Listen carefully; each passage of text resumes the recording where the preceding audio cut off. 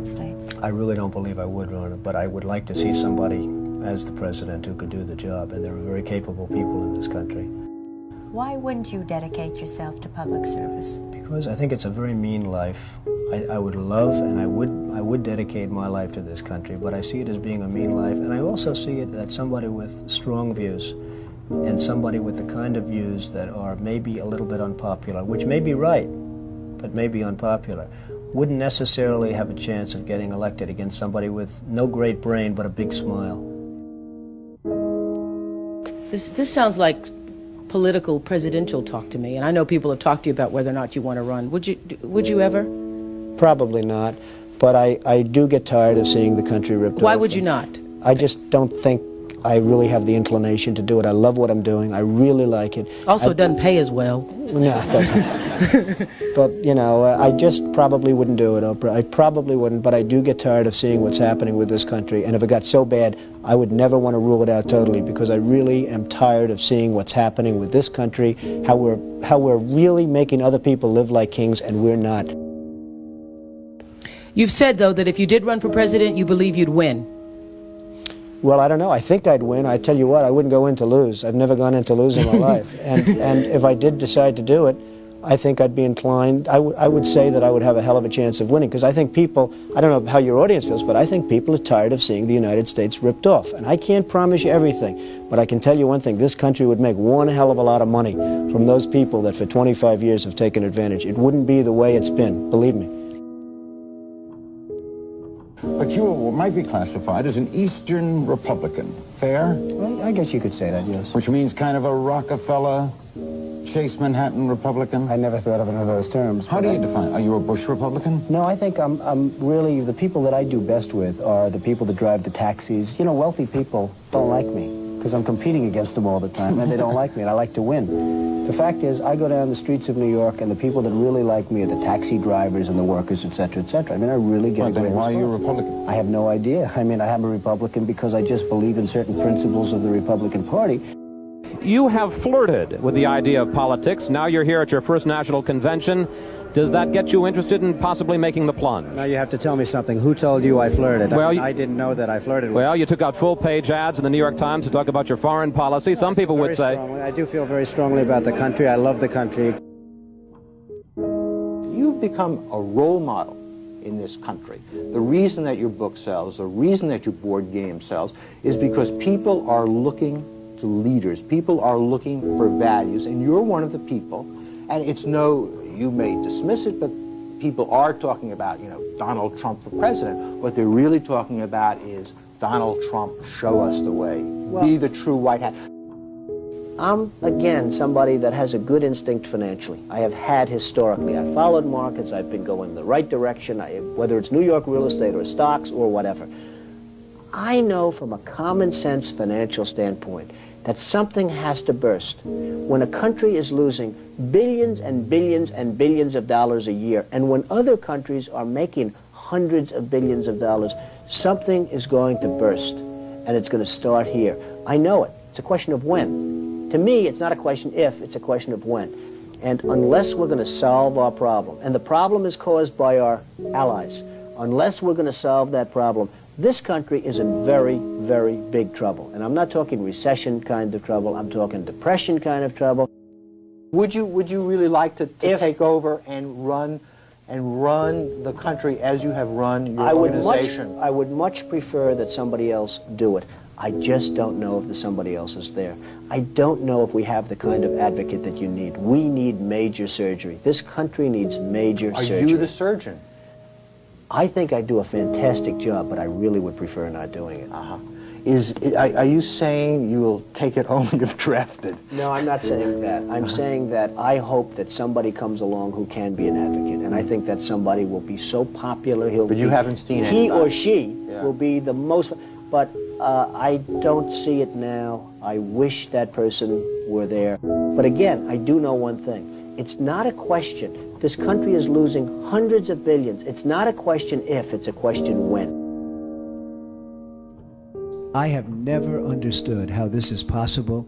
I have never understood how somebody throughout this country didn't sue the United States government and have that overturned. I mean, you had people investors investing over a 10-year period for under a set of conditions, and this is, as I was talking before, playing the game. We're all playing by a certain set of rules. The rules were changed for the government, but they weren't changed for us. I mean, it was an incredible circumstance that happened, and people went bust by the hundreds of thousands, and I hope you weren't one of them in terms of that, but obviously you know a lot of people that were. They changed the rules on taxes, and you have some incredible situations where people guaranteed personally a stream of payments to be paid over a 10-year period based on a stream of tax benefits for perhaps a very good job, like a low-income housing development. Nothing wrong with that, a very positive thing. And after 2 years, they got wiped out with the taxes, and yet they still owed all of this money. And many of these people, most of these people, had to declare bankruptcy. They couldn't pay it. I deal with foreigners all the time. I deal with foreign leaders all the time. I know many of the foreign leaders probably better than a lot of the so-called candidates that are running on the Republican and Democratic tickets. I think I'd get along very well with them, and I think you'd have a lot less gridlock in Washington if I decide to do this and if I won. You know, nobody talks about the soldiers that are coming back with no arms and no legs. And I saw at Mar-a-Lago on Mondays, I make Mar-a-Lago my club that you know about. In Palm Beach. I make that twice now. On a Monday, I let returning Iraqi injured soldiers come to the premises. The most beautiful people I've ever seen, but they're missing arms and legs. They're with their wives, sometimes they're with their girlfriends, and the tears are coming down the faces of these people.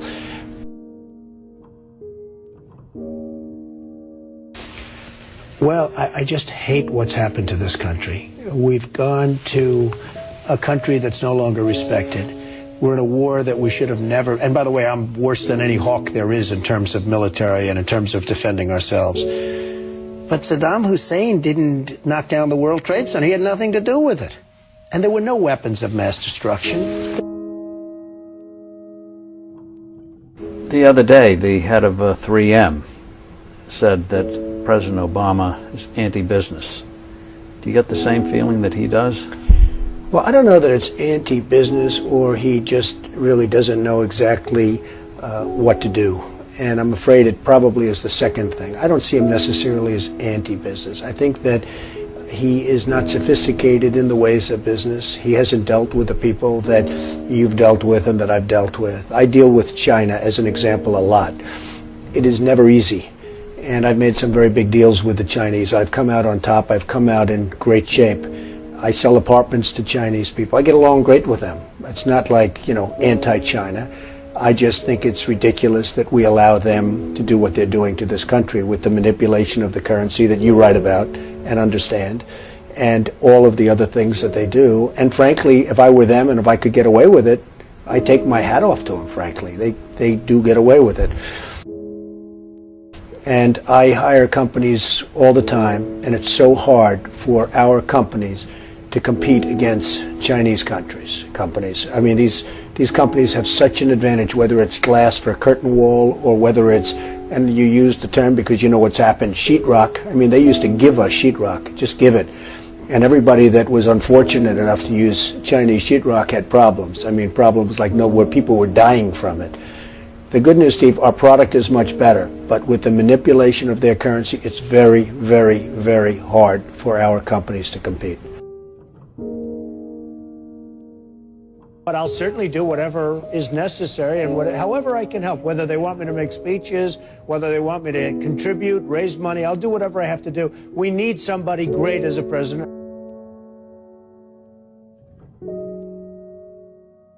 I know that you were mentioning that Aaron and I did a kind of an interesting video not that long ago in August about how things have fallen apart. But at that point, the only people who were saying it were us and you. I was saying it a long time ago. And frankly, they're talking about 50 basis points. I think you should drop it a point, a full, solid 100 basis points, and just sit back and see. And I was actually looking at somebody, a gentleman from Goldman Sachs was saying 175. So that's going to be interesting. But I think that's ultimately going to be happy. And it would be nice if Ben could get now ahead of the curve instead of always being behind the curve. He's behind the curve. Say what you want about Alan Greenspan. He was always slightly ahead of the curve. And that was always brilliant. And he had this incredible reputation. I think Ben has to get a little bit ahead of the curve. He has to do something dramatic. And I really think what he should do is surprise the hell out of everyone and do it 100. And let's see what happens. That would be big.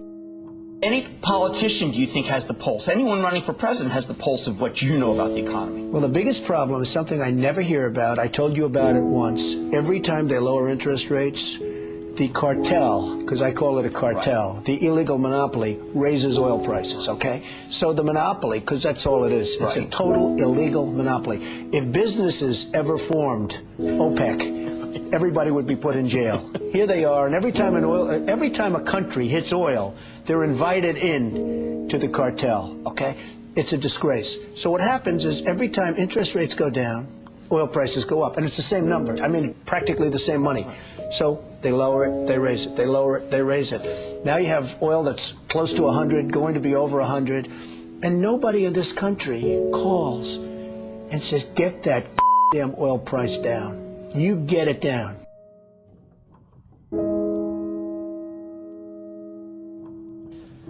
But I have to tell you that our country is in serious, serious trouble. We owe $17 trillion our debt.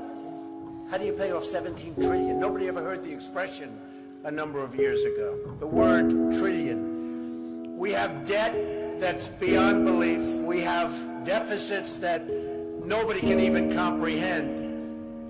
China, which I've been talking about for the last 5 years, yesterday, right in our face, they just devalued their currency. Now, for those that don't understand devaluation, what they're basically doing is saying, we're really ripping you big league. Nobody's ever done it better than us, but now we're going to really do it again. And the reason they did it, and everybody was surprised by it, was because our leadership is so weak and so pathetic that they can get away with it. And believe me, they're taking our jobs, and they're taking a big league. And China's not the only one. You look at other countries, they're all doing the same thing. They have no respect for our leader, and frankly, they have no respect any longer for our great country. And it's so simple to solve. What we need is a strong economy. What we need is jobs. Now, you hear these phony job numbers, 6.7%. The 6.7% is probably 21 or 22% real numbers. When you give up looking for a job, it's like they consider you employed. It's amazing. They changed this. You know, in the old days, if you had people that couldn't find work, they couldn't find work. Today, such a huge number. Now you look at what's going on with Afghanistan. You have Karzai that's treating our president like he doesn't even exist. So they make a deal, and I'm not advocating stay, because frankly, I want to build this country. I want to build these schools. I don't want to build a school in Afghanistan, a road going to the school, watch it get built up and then blown up 4 times, and they keep rebuilding and rebuilding, and you go to Brooklyn, New York, and you can't have schools. You go to Iowa, you can't. You go to wherever you go, and you can't have schools. Because we don't have any money, because we're spending it in other places where, frankly, they don't want us, and I don't want them. And it's amazing.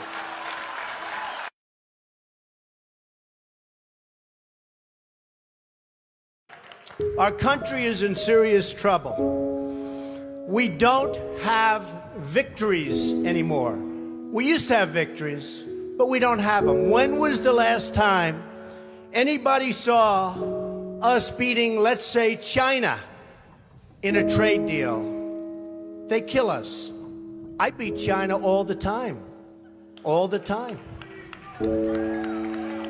When did we beat Japan at anything? They send their cars over by the millions. And what do? When was the last time you saw a Chevrolet in Tokyo It doesn't exist, folks. They beat us all the time.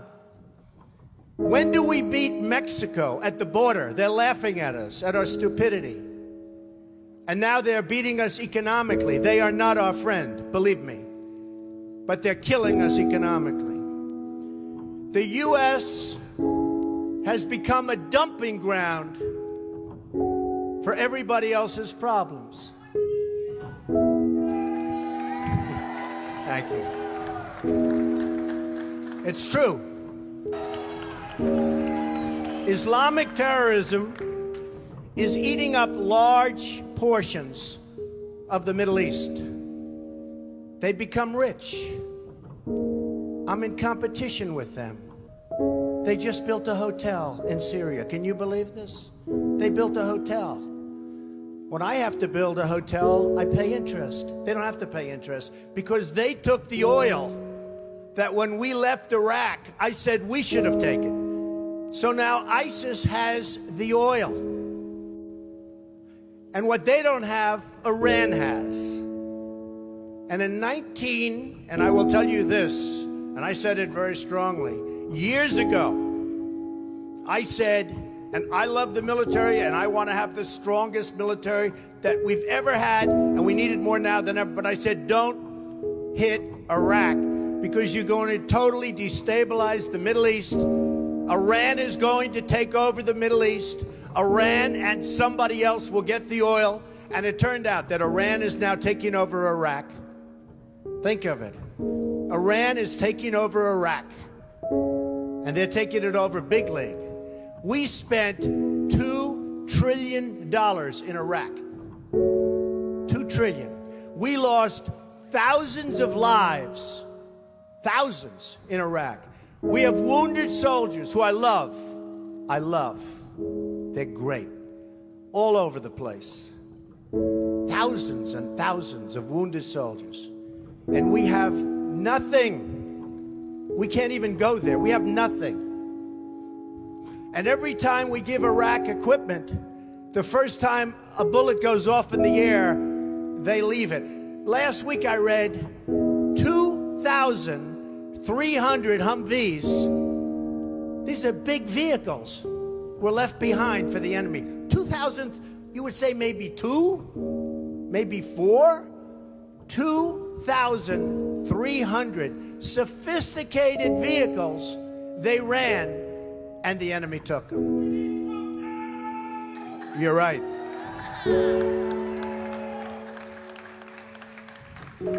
Last quarter, it was just announced, our gross domestic product, a sign of strength, right? But not for us. It was below zero. Who ever heard of this? It's never below zero. Our labor participation rate was the worst since 1978. But think of it, GDP below zero. Horrible labor participation rate. And our real unemployment is anywhere from 18 to 20%. Don't believe the 5.6. Don't believe it. That's right, a lot of people up there can't get jobs.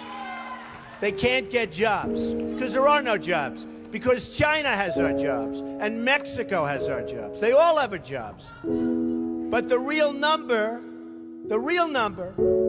is anywhere from 18 to 19 and maybe even 21%. And nobody talks about it because it's a statistic that's full of nonsense.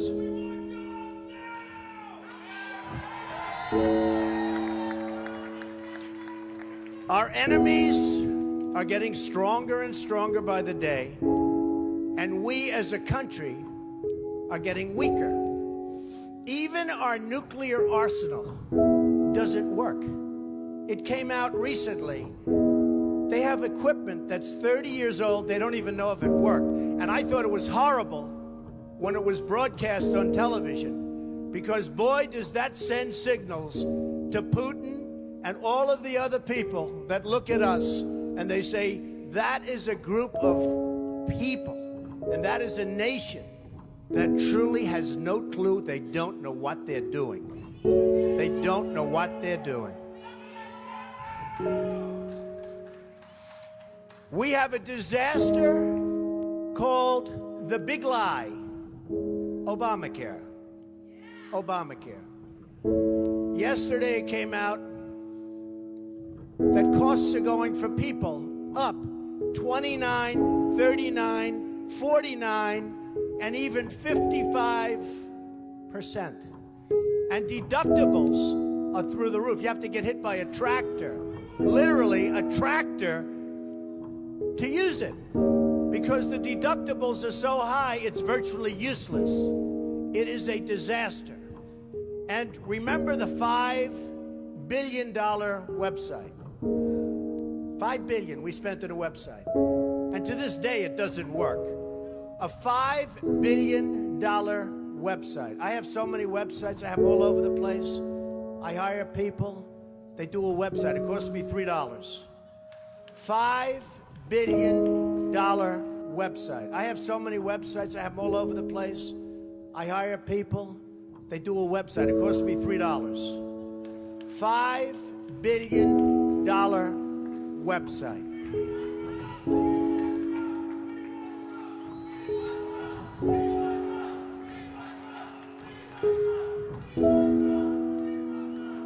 Well, you need somebody, because politicians are all talk, no action. Nothing's going to get done. They will not bring us, believe me, to the promised land. They will not. As an example, I've been on the circuit making speeches, and I hear my fellow Republicans, and they're wonderful people. I like them. They all want me to support them. They don't know how to bring it about. They come up to my office. I'm meeting with 3 of them in the next week, and they don't know. Are you running? Are you not running? Could we have your support? What do we do? How do we do it? I like them. And I hear their speeches, and they don't talk jobs, and they don't talk China. When was the last time you heard China's killing us? They're devaluing their currency to a level that you wouldn't believe. It makes it impossible for our companies to compete. Impossible. They're killing us. But you don't hear that from anybody else. You don't hear it from anybody else. And I watch the speeches. Thank you. I watch the speeches of these people, and they say, the sun will rise, the moon will set, all sorts of wonderful things will happen. And people are saying, what's going on? I just want a job. Just get me a job. I don't need the rhetoric. I want a job. And that's what's happening. And it's going to get worse, because remember, Obamacare really kicks in 2016. Really big league. It is going to be amazingly destructive. Doctors are quitting. I have a friend who's a doctor, and he said to me the other day, Donald, I never saw anything like it. I have more accountants than I have nurses. It's a disaster. My patients are beside themselves. They had a plan that was good. They have no plan now. We have to repeal Obamacare, and it can be replaced. And it can be replaced with something much better for everybody. Let it be for everybody, but much better and much less expensive for people and for the government. And we can do it. So, I've watched the politicians. I've dealt with them all my life. If you can't make a good deal with a politician, then there's something wrong with you. You're certainly not very good. And that's what we have representing us. They will never make America great again. They don't even have a chance. They're controlled fully. They're controlled fully by the lobbyists, by the donors, and by the special interests. Fully. They control them. Hey, I have lobbyists, I have to tell you. I have lobbyists that can produce anything for me. They're great. But you know what? It won't happen. It won't happen. Because we have to stop doing things for some people, but for this country, it's destroying our country. We have to stop, and it has to stop now. Now, our country needs a truly great leader. And we need a truly great leader now. We need a leader that wrote The Art of the Deal. We need a leader that can bring back our jobs, can bring back our manufacturing, can bring back our military, can take care of our vets. Our vets have been abandoned. And we also need a cheerleader. You know, when President Obama was elected, I said, well, the one thing I think he'll do well, I think he'll be a great cheerleader for the country. I think he'd be a great spirit. He was vibrant. He was young. I really thought that he would be a great cheerleader. He's not a leader, that's true. You're right about that. But he wasn't a cheerleader. He's actually a negative force. He's been a negative force. He wasn't a cheerleader. He was the opposite. We need somebody that can take the brand of the United States and make it great again. It's not great again. We need somebody. We need somebody that literally will take this country and make it great again. We can do that. And I will tell you, I love my life. I have a wonderful family. They're saying, Dad, you're going to do something that's going to be so tough. You know, all of my life I've heard that a truly successful person, a really, really successful person, and even modestly successful, cannot run for public office. Just can't happen. And yet that's the kind of mindset that you need to make this country great again. So, ladies and gentlemen, I am officially running for President of the United States, and we are going to make our country great again.